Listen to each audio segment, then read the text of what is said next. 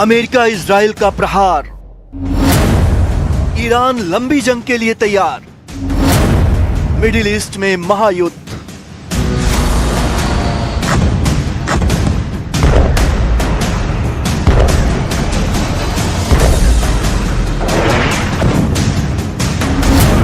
क्या America Iran युद्ध का क्लाइमैक्स अभी बाकी है?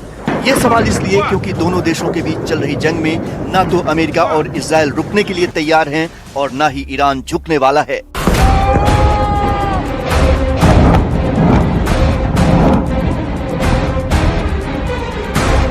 ईरान ने साफ कर दिया कि जंग लंबी चली तो वो तैयार है।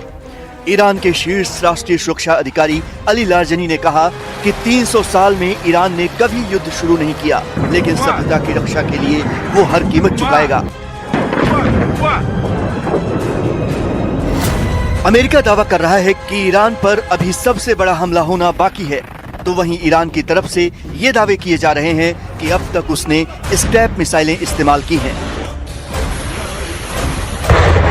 असली ताकत अभी उसके पास बची है, जिसके बाद संभावना है कि ईरान फतह और खैबर जैसी एडवांस मिसाइलों को सही समय पर दागेगा। माना जा रहा है कि ईरान का टारगेट अमेरिका और इजराइल के एयर डिफेंस सिस्टम को थकाना, थर्ड पैट्रियट आयरन डोम को ओवरलोड करना है, क्योंकि हमले का आखिरी विकल्प अभी तक ईरान ने बचा कर रखा है। पहला विकल्प, लंबी दूरी की मिसाइलें, स्ट्रेटेजिक रिजर्व। ईरान ने फतह और खैबर जैसी एडवांस मिसाइलों को अब तक बचा कर रखा है और इनका वो सही समय पर इस्तेमाल करेगा। दूसरा विकल्प, प्रॉक्सी फ्रंट एक्टिव। ईरान की इस्लामिक रिवॉल्यूशनरी गार्ड कॉर्प्स ने ट्रूथफुल प्रॉमिस 4 अभियान का ऐलान किया है। मतलब सीधी जंग के साथ साथ प्रॉक्सी मोर्चे भी खुलेंगे। इराक, लेबनान, यमन के रास्ते अमेरिकी इजरायली ठिकानों को निशाना बनाया जाएगा। तीसरा विकल्प, खाड़ी में समुद्री दबाव। अगर जंग लंबी खिंची तो ईरान तेल सप्लाई रूट पर दबाव बढ़ा सकता है। होर्मुज जलडमरू मध्य में ड्रोन और नौसैनिक एक्टिविटी शुरू होने से वैश्विक बाजार में तेल की कीमतें उछल सकती हैं। चौथा विकल्प, साइबर और इलेक्ट्रॉनिक वॉरफेयर। विशेषज्ञ मानते हैं कि अगला चरण साइबर हमलों का हो सकता है। Iran communication network, air defence system और इंफ्रास्ट्रक्चर पर डिजिटल हमले कर सकता है। ये कयास इसलिए भी लगाए जा रहे हैं क्योंकि ईरान के विदेश मंत्री अब्बास अरागची ने कहा कि वो आत्मरक्षा के लिए सभी सैन्य तरीकों का इस्तेमाल करेंगे। اینکه ما بخوایم جنگ رو منطقه‌ای بکنیم، اصلا جنگ منطقه‌ای خواهد شد. به این علت ساده که پایگاه‌های آمریکا و تأسیسات آمریکا در کل منطقه ما پراکنده هست. خب وقتی آمریکا به ما حمله میکنه توسط جنگنده‌هاش، توسط ناوهایی که میفرسته، اونها خب به خاک ما دسترسی دارن، توسط انواع و اقسام موشک‌ها و جنگنده‌ها اینها حمله میکنن. ما به خاک اونها دسترسی نداریم، ولی به پایگاه‌های اونها در منطقه دسترسی داریم و از نظر ما پایگاه‌های اونها یک هدف مشروع به حساب میاد. तो क्या ईरान पहले दुश्मन की ढाल को खत्म करेगा, फिर अपने असली हथियार चलाएगा? क्या प्रॉक्सी फ्रंट से अमेरिका इजराइल को चारों ओर से घेरने की रणनीति है? जैसे जैसे जंग आगे खींचेगी इसका जवाब सामने आएगा।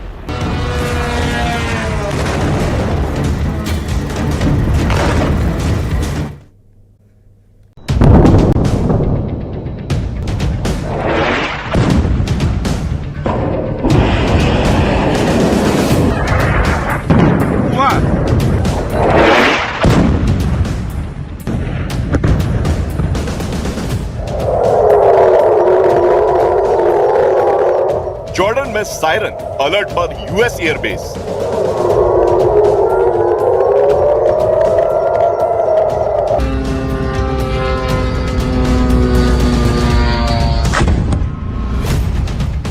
कुवैत में अमेरिकी बेस पर मिसाइल हमला।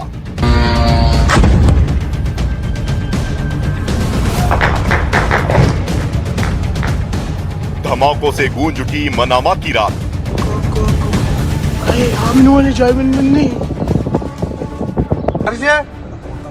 इजराइल और ईरान की जंग में मिडिल ईस्ट का नक्शा बदल रहा है। ईरान वर्सेस इजराइल की लड़ाई अब सिर्फ 2 देशों तक सीमित नहीं रही।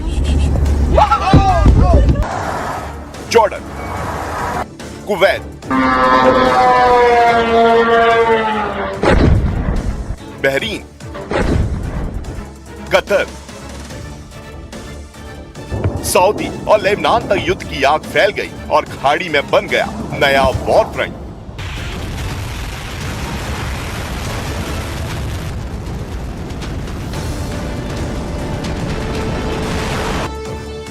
अपने सर्वोच्च नेता अयातुल्ला अली खामनेई की मौत से भड़का ईरान अब किसी भी कीमत पर इजराइल और अमेरिका से बदला लेने पर उतारू है। ईरान की तरफ से लगातार अमेरिका और इजराइल के ठिकानों को निशाना बनाया जा रहा है।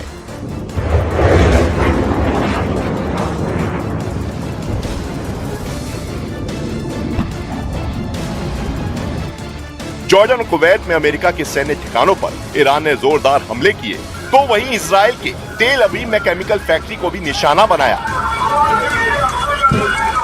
केरविल में होटल पर ईरान ने ड्रोन हमला किया क्योंकि वहां पर भी अमेरिकी सैनिकों के छिपे होने की जानकारी सामने आई थी।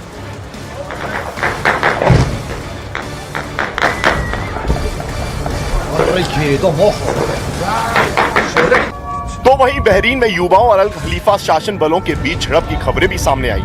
ईरान समर्थित गुटों का संदेश साफ है, अब जंग सिर्फ सीमाओं पर नहीं लड़ी जाएगी, जहां जहां अमेरिका मौजूद है उन सभी जगहों को निशाना बनाया जाएगा। इस बीच कुवैत ने 178 बैलिस्टिक मिसाइल और 384 ड्रोन इंटरसेप्ट करने का दावा किया है। यूएई ने 169 मिसाइलें हवा में ही मार गिराई। बहरीन ने 70 मिसाइल और 76 ड्रोन रोके। कतर ने 98 बैलिस्टिक मिसाइल, 24 ड्रोन और 2 Su-24 लड़ाकू विमान गिराने का दावा किया। ईरान जिस तेजी से अमेरिका और इजराइल के सैन्य ठिकानों को निशाना बना रहा है, अमेरिका और इजराइल ने भी ईरान को उसी अंदाज में जवाब देने की तैयारी की है। यूएस इजराइल के अटैक में तेहरान में भारी तबाही हुई है। ये तेहरान के कम्युनिकेशन सेंटर की तस्वीरें हैं जो मलबे में तब्दील हो चुका है। यूनेस्को धरोहर गोलस्टन पैलेस भी इजरायली हमले में क्षतिग्रस्त हो गया है, जिसको लेकर यूनेस्को ने भी चिंता जताई है। इसके अलावा एविन जेल पर भी हमला हुआ है। Iran for 47 years has been chanting death to America, death to Israel too, but you're the big Satan, we're the small Satan. Death to America. They've murdered and maimed thousands of Americans in Iraq and Afghanistan with their IEDs, these are roadside bombs. They bombed your embassies. They tried to assassinate Donald Trump, the President of the United States, twice. They've murdered their own people. They massacred so many.